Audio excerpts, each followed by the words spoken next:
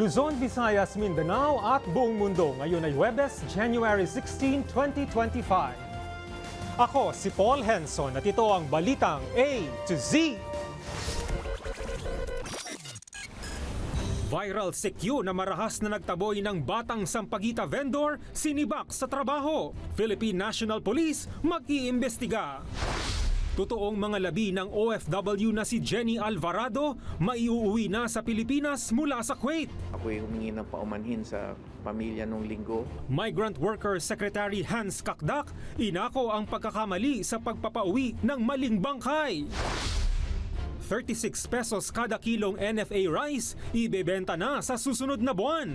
Pagdedeklara ng Food Security Emergency, aprobado na ng Price Council. Bulkan sa Hawaii patuloy sa pagbubuga ng lava. Sa balitang showbiz, pelikulang And the Breadwinner Is ni Vice Ganda kumita ng mahigit 400 million pesos.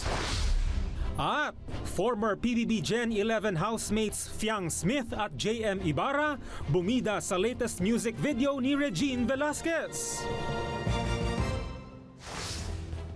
Magandang gabi. Ang ating top story, naglabas na ng pagkondina ang isang malaking mall sa Metro Manila laban sa viral security guard na sangkot sa marahas na pagtataboy sa isang batang sampagita vendor. Iimbestigahan rin ng Philippine National Police ang insidente. May balitang A to Z si Barbie Mulak. Ito ang mga eksena sa viral video na nagpainit ng ulo ng mga netizen. Nang makaengkwentro ng isang mall security guard ang isang batang sampagita vendor. Pinagtataboy, pinagsisipa at inambahan pa ng tampal ng gwardya ang batang tindera. Nangyari ang marahas na pagtataboy sa labas ng SM Mega Mall. Pero hindi lang basta pinaalis ang vendor, winasak pa ang tindang sampagita. Ngayon, kinondena na ng pamunuan ng SM Mega Mall ang security guard. Agad itong sinibak sa trabaho at banned na sa kanilang mga establishmento. Ganito rin ang naging aksyon ng security agency. Nagsorry ang Red Eye 2 Security and Services Incorporated at tiniyak na paaalalahanan ang kanilang mga tauhan na mas maging profesional sa kanilang trabaho. Kasunod nito, mag-iimbestiga ang Supervisory Office for Security and Investigation Agencies ng Philippine National Police laban sa CQ. Sisilipin nito kung ano ang mga maaaring pananagutan ng gwardya sa insidente. Sinabi rin ng PNP na posibleng ma-revoke ang lisensya ng viral CQ dahil dito. Para sa balitang A to Z, Barbie Mulak. Inaasahang makakarating na sa bansa ang totoong mga labi ng OFW na si Jenny Alvarado na hinihinalang namatay sa Kuwait dahil sa suffocation. Humingi ng paumanhin si Migrant Worker Secretary Hans Leo Kakdak sa pamilya ni Alvarado matapos maipadala sa pamilya ang maling mga labi ng isang Nepali national.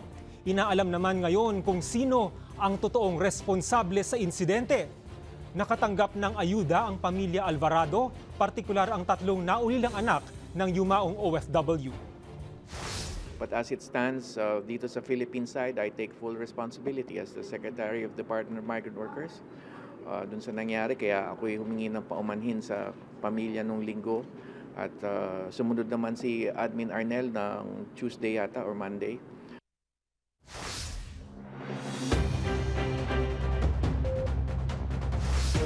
Simula sa susunod na buwan ay magbebenta na ang gobyerno ng NFA rice sa halagang 36 pesos kada kilo ayon sa Department of Agriculture. Ito'y matapos abrupahan ng National Price Coordinating Council ang resolusyon para sa pagdedeklara ng Food Security Emergency sa ating bansa. May balitang A to Z si Ace Cruz. Hanggat maaari, murang bigas ang harap ni Nanay Edith. Pero sa ngayon, 50 pesos na bigas ang pinakaabot kayang nabibili niya sa palengke. Mataas pa rin po. Pero kasi yung medyo mura kasi hindi naman kasi masyadong masarap na ano. Wala na masarap na wala, ano pang bigas, mahal pa. Dahil sa patuloy na pagtaas ng presyo ng bigas, inaprubahan na ng National Price Coordinating Council o NPCC ang resolusyon na umihimok sa Department of Agriculture o DA na magdeklara na ng food security emergency for rice. With that, I will now have the authority to release the NFA rice to the general public. Even hindi aging rice to, current fresh rice to the LGUs and GOCCs. And Kailan po ang timetable? By January siguro or end of January siguro. Bunsod nito, inanunsyo ng DA sa Metro Manila Council na simula Pebrero ay magbebenta ng NFA ng tig 36 pesos kada kilong bigas at inaasahang may bababa pa sa 33 pesos kada kilo sa Marso. Mula sa NFA, ito turn over ito sa mga local government at iba pang government agencies para may benta sa publiko. The Department of Trade and Industry will monitor and will also enforce the price of rice in coordination with the price set by the Department of Agriculture. I can more or less guarantee na ang NFA rice na lalabas ngayon ay dekalidad at maayos. Samantala, epektibo Biyernes, January 17, bababa ng 2 piso ang presyo ng paninda sa ilalim ng Rice for All program. Bababa ito sa 38 pesos per kilo mula sa kasalukuyang 40 pesos per kilo. Bukod sa Kadiwa stores, mabibili ito sa malalaking palengke sa Kamuning, Malabon Central, New Las Piñas, Pasay City, Balintawak, Cartimar, Pateros, Maypaho at Paco. Magpapatupad din ng maximum suggested retail price simula January 20 kung saan itatakda sa 58 pesos kada kilo ang pinakamataas sa presyo ng broken imported rice sa mga palengke na re-reviewin kada 2 linggo. Para sa Balitang A to Z, Ace Cruz.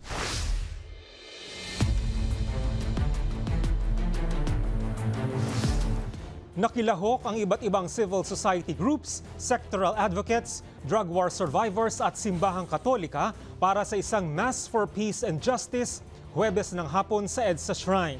Ito'y para sa pagpapatalsik kay Vice President Sara Duterte. Nakasuot ng kulay peach na ribbon ang mga dumalo bilang simbolo ng panawagang impeachment kay Duterte. Ilan sa mga dumalo ay ang kritiko ng drug war na si Father Flaviano Villanueva at dating Senador Laila De Lima. Without transparency, there can be no trust.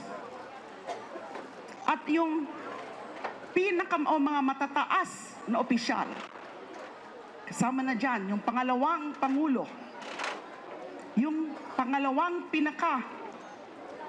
pinakamataas na opisyal sa ating bansa, yung kanyang blatant disregard for accountability, demands swift and decisive action. The Filipino people deserve no less. Inihayag ng Malacanang na walang pagbabago sa posisyon ni President Ferdinand Marcos Jr. na huwag nang patulan ang impeachment complaint laban kay Vice President Sara Duterte. Ito'y kahit iba ang pananaw ni Chief Presidential Legal Counsel Juan Ponce Enrile. Sa kanyang Facebook post, nagbabala si Enrile laban sa pagsunod sa lohika ng nagdaang peace rally ng Iglesia ni Cristo na pabor sa Vice-Presidente. Binigyang diin ni Enrile na dapat igalang ang constitutional process ng impeachment. Planong irekomenda ng MMDA sa palasyo na i-adjust na ang oras ng trabaho sa mga tanggapan ng gobyerno mula 7 a.m. hanggang 4 p.m. para makabawas sa trapiko. Ito'y kasunod ng global ranking ng Maynila bilang ika-14 na pinakamatrapik sa mundo ayon sa isang technology firm. Lumabas din sa index ang Davao City bilang ika-8 pinaka-congested sa mundo. May balitang A to Z si Ace Cruz. Nangangalahati ng unang buwan ng 2025 pero sa mga lansangan, balik na naman ang matinding daloy ng trapiko. Sa traffic index ng independent technology firm na TomTom, pang-14 ang Maynila sa 500 syudad sa buong mundo na pinaka-congested o matraffic, habang nasa ika-8 pwesto naman ang Davao City. Bagay na kinwestiyon ng MMDA. Hindi namin alam kung ano yung methodology na ginamit in measuring yung speed. Again, meron tayong sariling survey or monitoring kung saan mas mabilis pa yung na as compared sa datos ng TomTom. Isa sa nakikita nilang solusyon ang pag-adjust ng oras ng trabaho sa iba pang government agencies at gawin itong alas 7 ng umaga hanggang alas 4 ng hapon. Una na itong ipinatupad noong April 2024 ng MMDA. Tansya ng MMDA, tinatayang 37.15% ang mababawas sa private motorists tuwing rush hour. Suportado ito ni San Juan Mayor at Metro Manila Council President Francis Zamora, pati si Pasay City Mayor Emmy Calixto Rubiano. Meron na tayong traditional rush hour. Kung 1 hour ahead ka parate sa rush hour, you do not hit the peak of the volume of cars. So iwas ka ng 1 oras, both sa pagpasok at pag-uwi. Hihingin pa ng MMDA ang panig ng iba pang Metro Manila mayors bago gumawa ng rekomendasyon na isusumite sa palasyo. Para sa Balitang A to Z, Ace Cruz. Inirehistro ni Senador Joel Villanueva ang kanyang mga agam-agam ukol sa kontrobersyal na panukalang Prevention of Adolescent Pregnancy Act. Naalarma si Villanueva sa pagsunod sa international guidelines kung saan ituturoan niya ang sexual topics maging sa edad 6 na taon pababa. Ibinunyag ni Villanueva na pinag-iisipan ng ilang senador na bawiin ang kanilang co-authorship sa naturang panukala. Sa Kamara naman, inirehistro rin ni Sibak Party List Representative Brother Eddie Villanueva ang oposisyon sa panukala. Anya, mapupwersa ang mga magulang na ipagkatiwala sa ibang tao ang pagtuturo sa kanilang mga anak ukol sa paksang sex. Sa huli sinabi ni Senator Villanueva na posibleng suportahan niya ang naturang panukala kung bubuo ang gobyerno ng sarili nitong guidelines. And would be based on our culture, on our beliefs na pinapangalagaan natin yung innocence ng ating mga kabataan. Hindi natin sila itutulak sa ganito. Huwag nating payagang maglaro ng apoy yung mga bata. I-guide natin sila. Ibinasura ng Muntinlupa Regional Trial Court ang motion to consolidate ni Director Daryl Yap o ang pagsamasamahin ang mga kaso ni Vic Soto laban sa kanya tungkol sa teaser ng pelikulang The Rapists of Pepsi Paloma kung saan binanggit ang pangalan ni Soto. Idineklara ng RTC na walang batayan ang mosyon ni Yap na pagsamasamahin ang petisyon para sa writ of habeas data at ang 19 na cyber libel complaints na inihain ni Soto. Giit ng korte, hindi akma ang consolidation kung magkaiba ang legal at factual issues ng mga kaso. Kaya dapat ituloy ng hiwa-hiwalay ang mga ito. Tuloy naman ang pagdinig ng kaso sa January 17.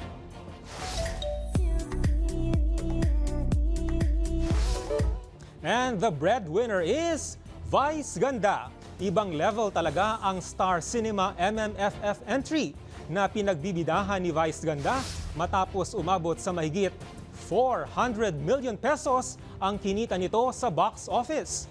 Proud na ibinahagi ng Star Cinema sa Instagram ang magandang balita.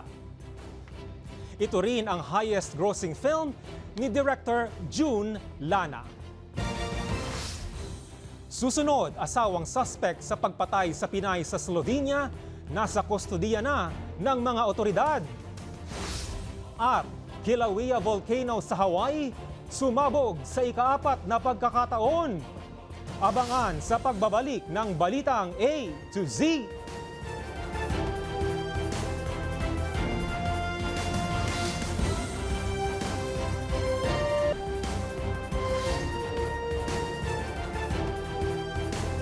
Nasa kustodiya na ng mga otoridad ang suspect sa pagpatay sa Pinay na si Marvil Facturan sa bansang Slovenia.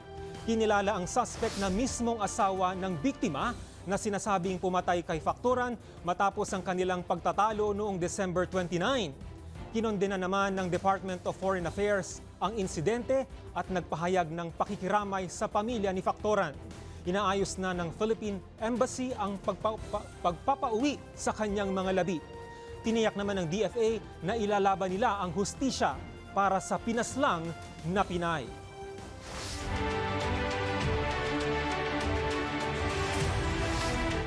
Umatras na sa senatorial race ng 2025 midterm polls si dating Ilocos Sur Governor Luis Chavit Singson. May balitang A to Z si Naomi Almojano. Gawa ko ng magtulong mas hindi ako senator. Yan ang pahayag ni dating Ilocos Sur Governor Chavit Singson nang magtungo siya sa tanggapan ng Commission on Elections ngayong Huwebes. Opisyal niya na kasing inihain ang kanyang withdrawal sa kandidatura sa pagkasenador para sa 2025 midterm elections sa Mayo. Aniya, issue sa kanyang kalusugan ang pangunahing dahilan ng kanyang pag-atras sa senatorial bid. Kasi ayaw ko lang tamaan ng pangatlo eh. Sinamanan ko this year na dalawa sa lungs. Pneumonia, mas grabe sa pulmonya yun. Kung tamaan pa ulit ako, ano yung kung maging senador? Magagawa ko naman lahat. Pagtulong sa tao, lalo ko magagawa kung gagaling ako.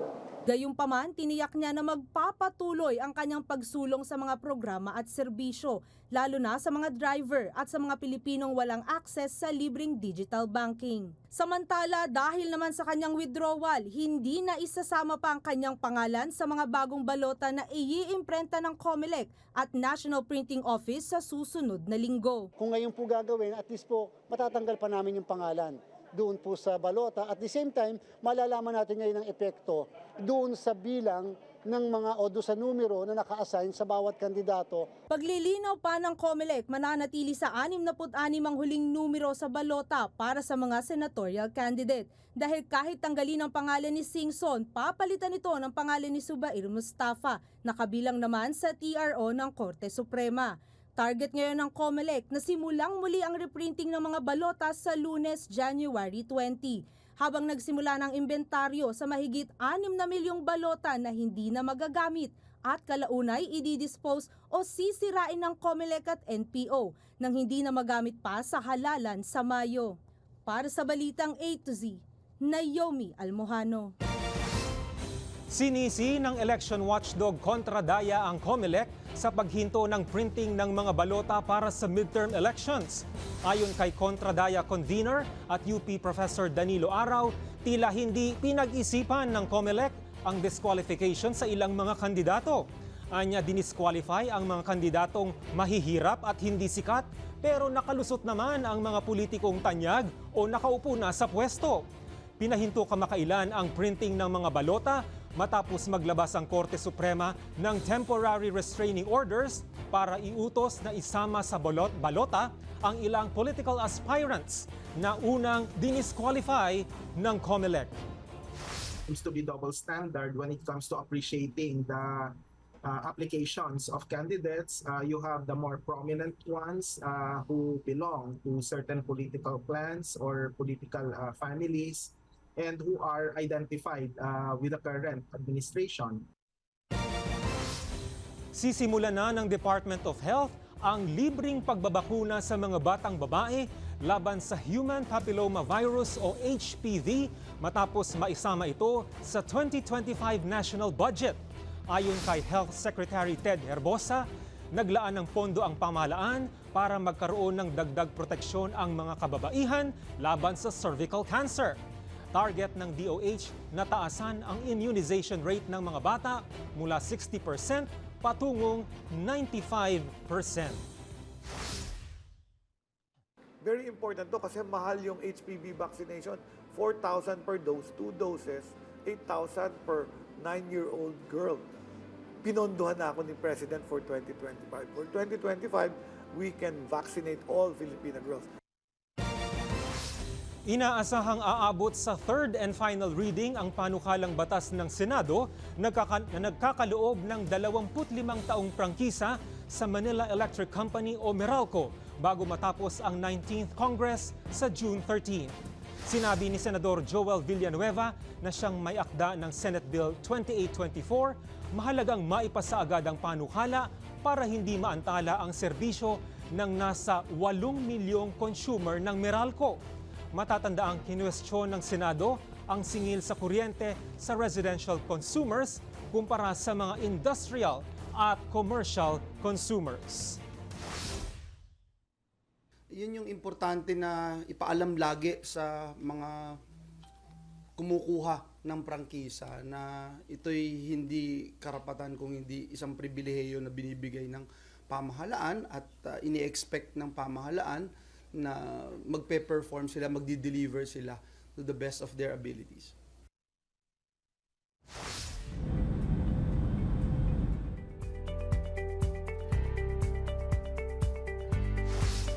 Sumabog sa ika-4 na pagkakataon ang Kilauea Volcano sa Hawaii. Namataan ang lava flow mula sa north vent nito. Nananatiling limitado naman sa north vent area ang lahat ng eruptive activity. Wala namang naiulat na abnormal na aktibidad sa east at southwest rift zones ng bulkan. Sa aming pagbabalik, SB19 Stel hindi na matutuloy sa guesting sa Reset concert ni Regine Velasquez. At former PBB Gen 11 housemates Fiang Smith at JM Ibarra bumida sa music video ni Regine Velasquez. Manatiling nakatutok, kayo ay nanonood ng Balitang A to Z.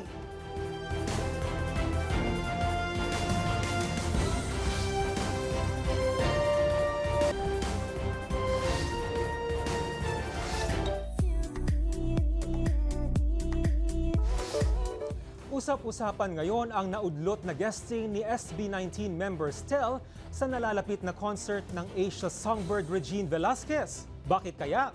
At former PBB Gen 11 housemates Fiang Smith at JM Ibarra bumida sa music video ng latest single ni Regine Velasquez.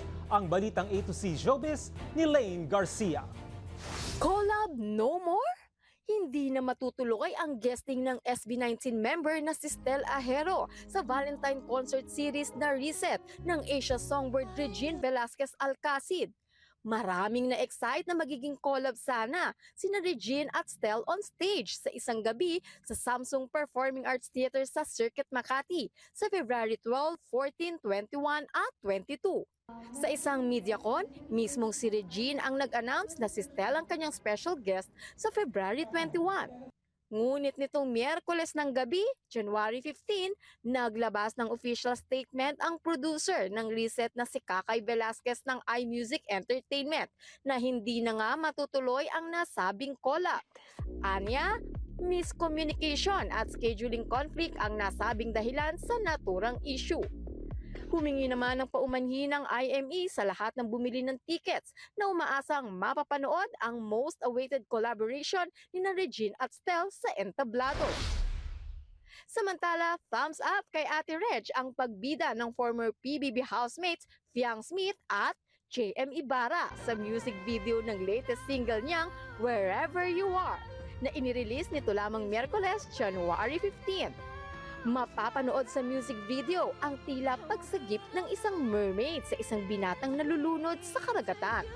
Ayon kay Regine, swak na swak kina Fiang at JM ang konsepto at karakter sa music video at talaga raw kinikilig siya habang pinapanood niya ito. Umabot agad ng 1.9 million views ang nasabing music video sa YouTube. Ang Wherever You Are ay classic hit ng South Border at bahagi ng Reginified album ni Regine mula naman sa Star Music. Para sa Balitang A to Z Showbiz, Lane Garcia. Kung kayo ay may kwentong kakaiba, ibahagi sa ating Facebook group na Balitang A to Z.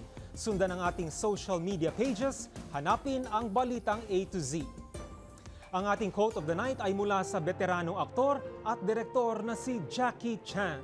Sabi niya, minsan isang mabuting gawa lang ang kailangan para mabago ang buhay ng isang tao.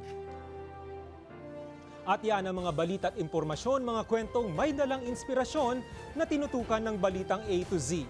Sa ngalan ni Barbie Mulak, ako si Paul Henson. Maging maalam, makialam. Magandang gabi, Pilipinas!